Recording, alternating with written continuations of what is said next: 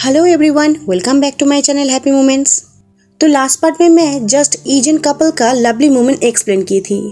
तो last part में हम लोग देखे थे ईबो जान को ढूंढ लिया था और ईबो जान से सारा चीज एक्सप्लेन भी किया था और वो जान को ये भी बताया था कि वो जान को प्रोटेक्ट करेगा सिचुएशन कुछ भी हो। तो स्टोरी को हम लोग आगे बढ़ाते हैं और हमारे एजियन कपल के साथ और क्या क्या आगे होता है और वो लोग सिचुएशन को किस तरह से हैंडल करता है ये हम लोग आगे देखते हैं।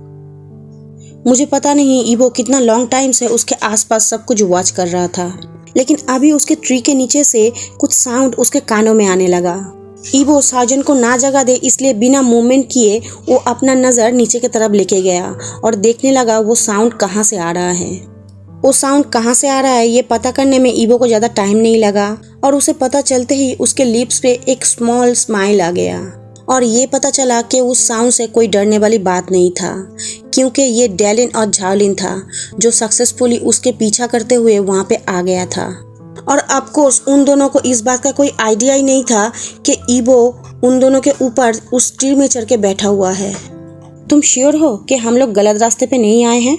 डेलिन स्लोली पूछा और अपने चारों तरफ देखने लगा जो कि पूरा अंधेरे से ढका हुआ था। इधर कंफ्यूज झाओलिन अभी अपने नेक के पीछे क्रैच करते हुए कहा, मुझे नहीं पता, एनीवे ईबो बहुत ज़्यादा फास्ट था। सो अभी क्या? मैं ऑलरेडी बहुत ज़्यादा टायर्ड हूँ, डेलिन कहा और झाओलिन भी कहा मैं भी। और इधर उन लोगों को देखते हुए ईबो स्माइल कर रहा था। ईबो अपना नज़र घुमा के चारों तरफ अच्छे से देख लिया और जब वो देखा सब कुछ सेफ है और उन लोगों के आसपास कोई भी एनिमीज नहीं है, वो सॉफ्टली व्हिसल किया उन दोनों को बुलाने के लिए। वो डेलिन ही था जो ईबो का व्हिसल पहले सुना और सडनली वो बहुत ज़्यादा टेंशन में आ गया और वो पूछा, झाओलिन क्या वो साउंड तुमने सुना? झाओलिन डेलिन के बातों पे नोट किया लेकिन उसका बॉडी ऑलरेडी अलर्ट हो गया था। डेलिन फिर से पूछा, तुमको क्या लगता है वो किस चीज़ का साउंड है? झाओलिन कहा, मुझे पता नहीं, लेकिन अलर्ट रहना। ऑलरेडी अंधेरा हो चुका है और हम लोग के आसपास क्या है हम लोग क्लियरली देख नहीं पा रहे हैं, सो बी केयरफुल। और ये सब देख के ईबो साइलेंटली हंस रहा था और ये भी देख के कि उसका व्हिसल सुन के उन दोनों को पता भी नहीं चला कि ईबो वहीं पे है। ईबो उसके नज़दीक से कुछ पत्ता तोड़ा और उसे नीचे गिरा दिया। वो झाओलिन ही था जो ईबो के एकदम नीचे खड़ा हुआ था और वो जब बहुत सारा पत्ते नीचे गिरते हुए देखा वो अपना नज़र ऊपर की तरफ किया और वो सरप्राइज हो गया ईबो को वहाँ पे देख के।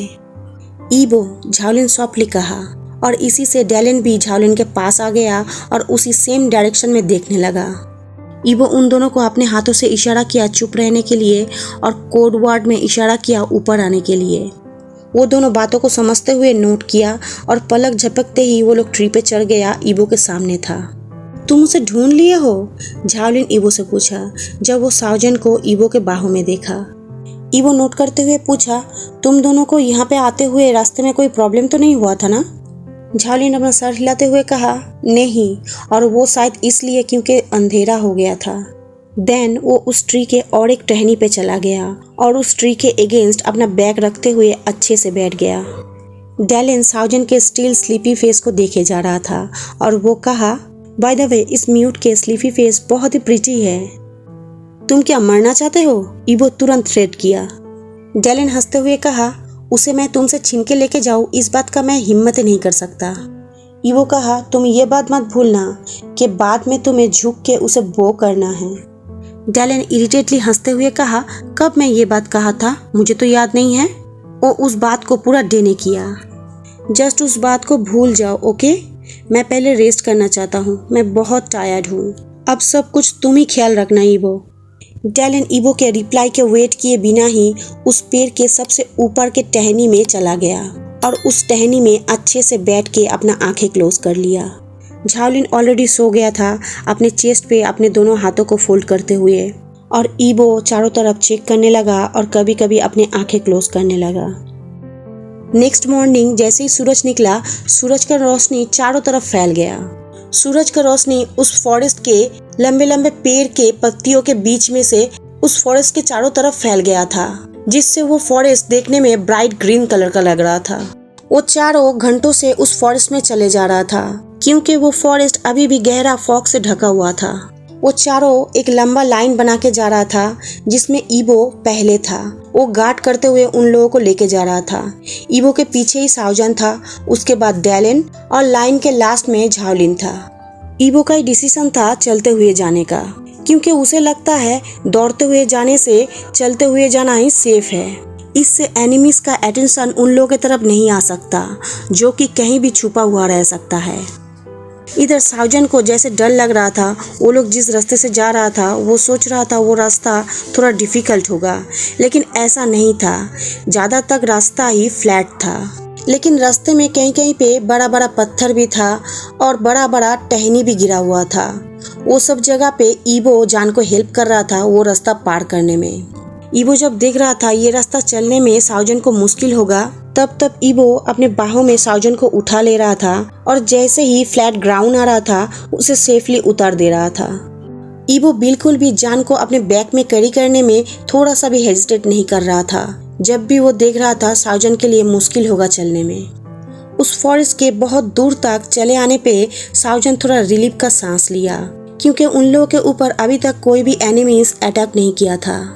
एक्चुअली पूरा रास्ते में ही साओजन बहुत ज़्यादा वरीड था इस बात को लेके कि उन लोगों के ऊपर कोई एनिमी अटैक ना कर दे, क्योंकि वो शायद ईबो और दूसरों के लिए बाधा हो सकता था। लेकिन अभी तक सब कुछ सेफ है, इस बात का वो ग्रेटफुल है। क्या तुम टायर्ड हो? अगर तुम टायर्ड फील कर रहे हो तो मेरे बैक पे चढ़ जाओ, ईबो सडनली जान से पूछा। जब वो देखा जान बहुत देर से बहुत जोरों से सांस छोड़ रहा है। जान कहा, नहीं ऐसी बात नहीं है, कब हम लोग इस फॉरेस्ट से बाहर निकलेंगे? ईबो हंसते हुए पूछा, क्या तुम ऑलरेडी बोर हो गए हो? साओजन अपना नजर नीचे कर लिया।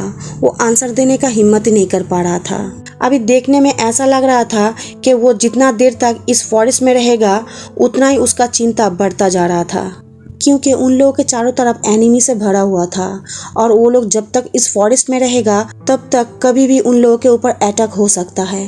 ईबो जान के फेस को सहलाते हुए सॉफ्ट वॉइस में कहा, डोंट वरी, तुम क्या चाहते हो, हम लोग का चलने का स्पीड हम लोग बढ़ा दे?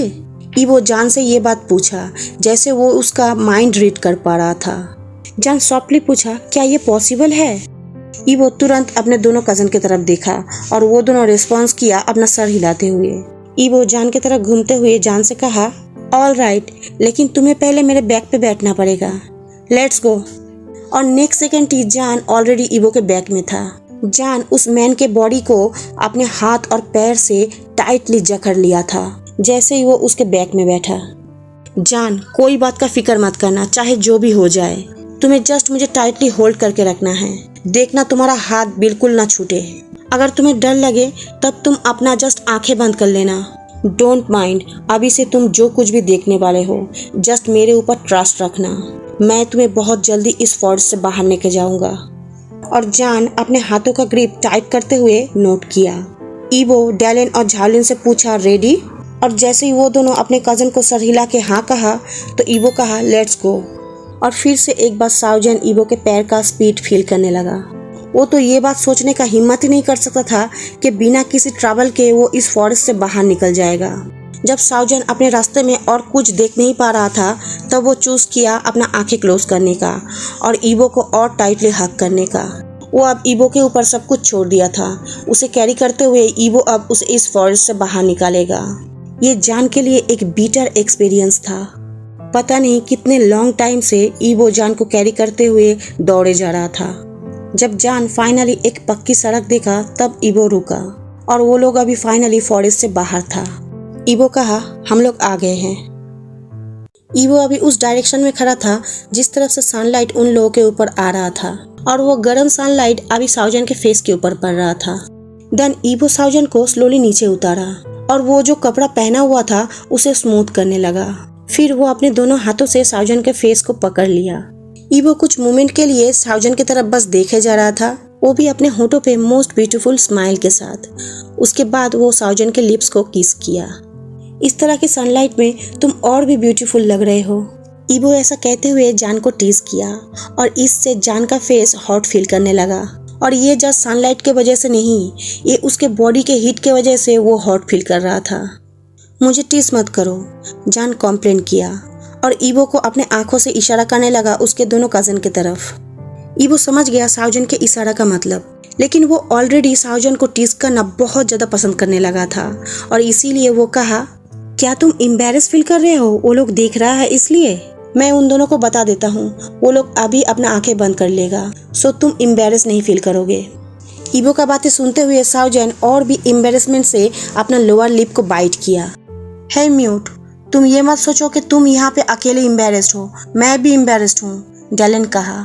साओजन भी तुरंत प्रोटेस्ट करते हुए कहा, मैं म्यूट नहीं हूँ। डैलन रिप्लाई दिया, मेरे लिए तो ये ऑलरेडी फिक्स हो चुका है, तुम मेरे लिए म्यूट ही हो। ईवो, तुम दोनों का रोमांस हो गया है तो चलो जल्दी घर चलते हैं। मैं जितना जल्दी हो सके उतना जल्दी मेरे रूम में जाकर रेस्ट करना चाहता हूँ। शायद डैलन जल्दी घर जाने के लिए बेताब है, लेकिन ईवो नहीं, कारण उसे अपने साथ जान को घर लेके जाना पड़ेगा और उसे अभी भी पता नहीं है उसके ग्रैंडपा क्यों जान से मिलना चाहता है। और उसी समय उसका आंखें जो सनलाइट में ब्राउनिश दिख रहा था वो अब ये चिंता के कारण डार्क दिखने लगा और ईवो के चेहरे पे ये चिंता के लकीर जान भी नोटिस कर लिया। सो वो ईवो का हाथ नीचे लेके आया जो उसके चेहरे पे था और उसके हाथों पे अपना हाथ रखते हुए अपना ग्रिप टाइट किया। एक्चुअली जान भी बहुत डरा हुआ था, पता नहीं नेक्स्ट क्या होने वाला है इस बात को लेके, लेकिन वो साइलेंटली प्रे कर रहा था, चाहे आगे जो भी होने वाला हो वो इस मैन के साथ ही रहना चाहता है। मैं सिर्फ तुम्हारे साथ ही रहना चाहता हूँ ईवो। और ये सब प्रे करते करते साओजन कहा, come on let's go home. Evo force किया अपने आप को स्माइल करने के लिए साओजन के सामने। वो अपने चिंता को इग्नोर करने की ट्राई कर रहा था और अपने आप को इनकरेज कर रहा था कि वो अभी वीक नहीं हो सकता, वो अगर अभी कमज़ोर पड़ जाए तो साओजन को प्रोटेक्ट और कोई नहीं कर पाएगा। इसके बाद ईवो जान के हाथों को अपने हाथों से छुड़ाया और वो जान के कपड़े के हुडी को ऊपर किया और उस हुडी से जान के हेड को टाइटली कवर किया। इसके बाद ईवो जान के एक हाथ को अपने हाथों में लिया और अपना उंगली उसके उंगलियों में डाल के लॉक किया और उसका हाथ टाइटली पकड़ लिया। और ईवो अपने मन में कहा, मैं तुम्हारे साथ ही रहूंगा जान, और हंसते हुए सबसे कहा, यस लेट्स गो होम। और चारों मिलके इस युग के एकमात्र लाइकन मास्टर के निवास की ओर चल पड़े। आज का पार्ट मैं यहीं पे ख़त्म करती हूँ। वीडियो पसंद आए तो लाइक करना, शेयर करना और मुझे कमेंट करके ज़रूर बताना। और सॉरी फ्रेंड्स, मैं बहुत देर से अपडेट दे रही हूँ क्योंकि मैं रिकॉर्डिंग ठीक से नहीं कर पा रही हूँ। मैं जिस रूम में बैठ के रिकॉर्डिंग करती हूँ उस रूम में एसी नहीं है और पंखा चला के रिकॉर्डिंग करने से रिकॉर्डिंग में बहुत ज़्यादा आवाज़ आता है, मेरा ही आवाज़ ठीक से सुनाई नहीं देता। सो आप लोगों को पता है इतना गर्मी में एक रूम में बैठ के बिना एसी के, बिना पंखे के रिकॉर्डिंग करना कितना मुश्किल है और मैं रिकॉर्डिंग करने के लिए अपने घर वाले को परेशान नहीं कर सकती। सो मुझे लगता है कुछ दिन और ऐसा ही चलने वाला है। शायद ये एपीएफ ख़त्म करने में मुझे 1 साल लगेगा। चलो आप लोग अपना ख्याल रखना और मेरे चैनल को सब्सक्राइब कर लेना। मैं कोशिश करूँगी जल्दी मिलने की। Bye bye friends.